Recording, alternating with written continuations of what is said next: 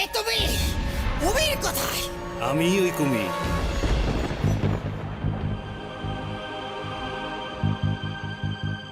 এক মুনির অভিশাপে কুমির হয়ে ওই করাল বদনীর দাসে পরিণত হয়েছিল। তোমার করাল বদনী মরে গেছে। আমি আমি এখন সবকিছু। তুমি আমার দাস। আমি যা বলছি শোনো। কিরণমালাকে আর ওই নকুলকে মেরে ফেলো এক্ষুনি। মুকুটটা দাও, দাও দাও, আমাকে দাও। স্তব্ধ হও রাক্ষসী! এই কুমির তোমার বসে ছিল, কিন্তু এই দিঘির দৈত্যের উপরে তোমার মায়া খাটবে না। তুমি এই শুভ শক্তির নারী আর এই নিরীহ শিশুটিকে আমাকে হত্যা করতে বলছো? আজ আমি তোমাকেই মারবো। এ তো আমার দিকে এগোচ্ছে। উল্টা বিশ্বাসঘাতক।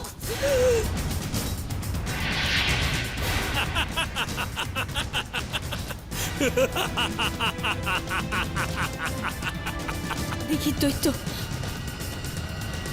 আপনি আমাদের প্রাণ রক্ষা করেছেন। আপনার কাছে আমরা কৃতজ্ঞ। না কিরণমালা,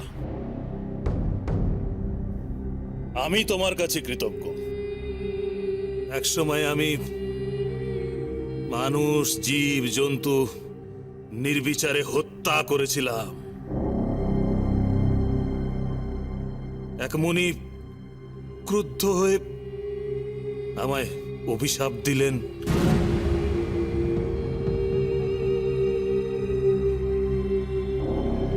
তুই নির্বিচারে প্রাণী হত্যা করেছিস, তাই আমি তোকে অভিশাপ দিচ্ছি।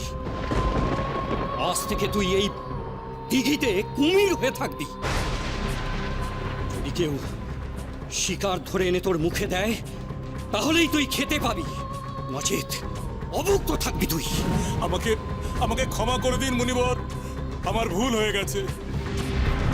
আপনি আপনার এই অভিশাপ তুলে নিন। অসম্ভব, আমার অভিশাপ ব্যর্থ হবে না।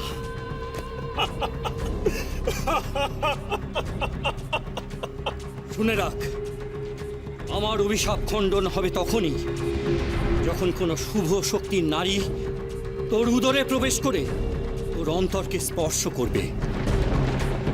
সেই শুভ স্পর্শেই তুই আবার তোর দৈত্য রূপ ফিরে পাবি।